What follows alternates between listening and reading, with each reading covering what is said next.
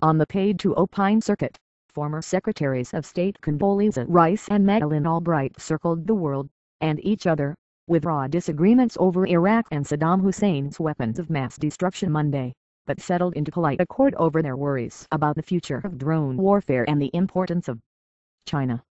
For an audience of invited attendees at the Global Financial Leadership Conference, presented by the Chicago Mercantile Exchange Group, it was an entertaining after-dinner sparring match moderated by former ABC News veteran Ted Koppel. Just a week after a suspenseful election, it was also a way to gauge the global challenges facing the Obama administration through the eyes of a Democrat who backed the president and a Republican who said she favored Mitt Romney's policies. "I will be praying for Barack Obama," keynote speaker Rice said as she kicked off the two-day conference about global markets. "America's leadership depends on the country's economic and fiscal destiny," she argued, "and the president's first project is to reckon with a collection of tax hikes and across-the-board spending cuts set to take effect in January. As a conservative," she continued, "she favors entitlement cuts and tax reforms, including the possible elimination of some deductions but not higher marginal rates that might impact small businesses, and she said she would support putting Pentagon spending on the chopping block." When asked, Rice said she would not consider a run for president or public office in 2016. "I don't really love politics," she explained. "I love policy. I've done it."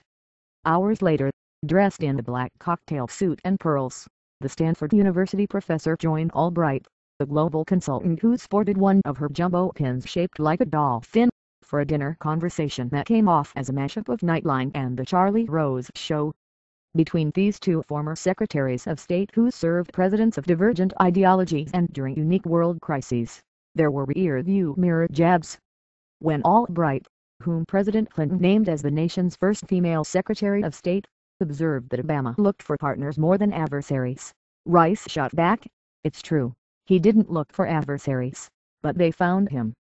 As President George W. Bush's national security advisor and then his Secretary of State, Rice was an uncommonly close presidential partner through 9/11, the war in Iraq, and the Bush administration's subsequent admissions that Saddam Hussein possessed no weapons of mass destruction, as had been asserted during the U.S. assault on Al-Qaeda.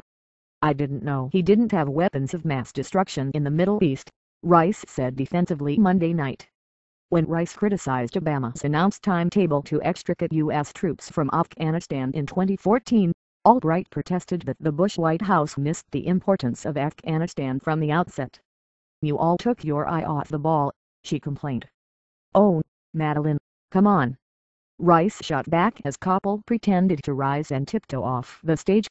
When Rice asserted that the 2011 capture and killing of Osama bin Laden had its intelligence roots in the enhanced interrogation of Khalid Sheikh Mohammed in 2007 under the Bush administration, Albright said dryly, "I'm really glad you take credit for that."